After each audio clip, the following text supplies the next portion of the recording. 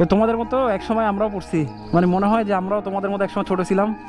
হ্যাঁ।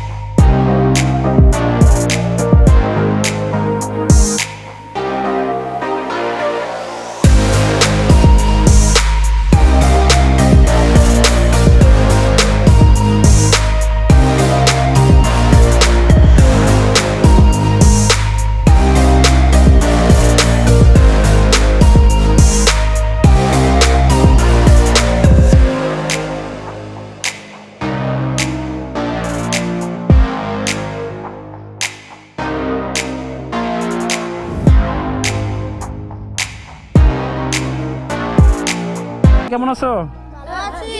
তোমাদের বাড়ি কোথায়, কার কোথায়?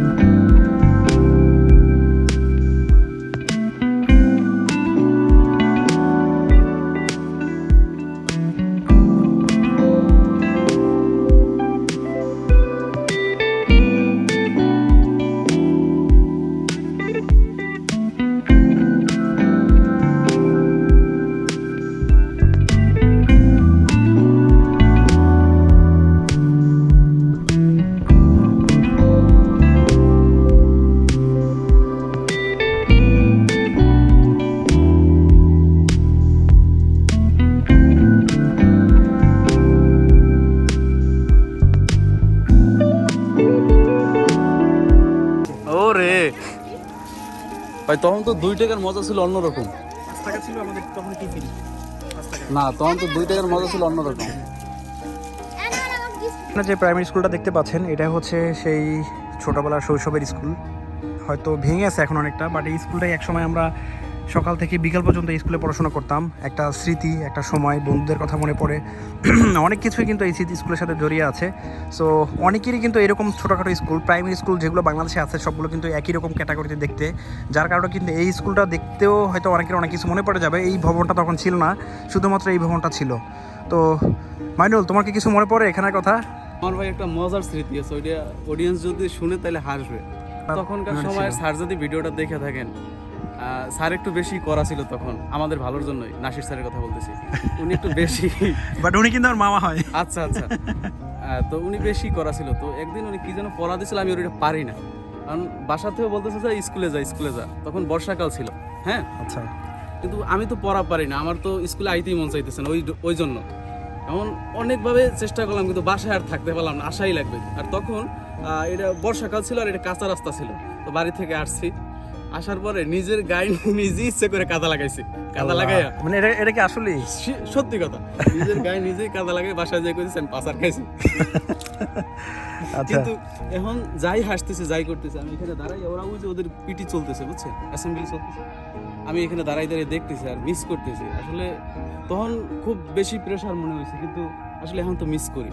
বড় ভাই একবার একটু চিন্তা করেন, আপনি এই যে স্কুলটা দেখতেছেন না, আমি শিওর আপনার স্কুলের কথা মনে পড়তেছে যে আপনি ভিডিও দেখতেছেন, এরকম একটা স্কুল আপনারও ছিল, আপনারও অনেক বন্ধু বান্ধব ছিল যে কোনো টাকা পয়সার স্বার্থ ছাড়াই আপনার জন্য সামনের সিটে সে জায়গা রাখতো।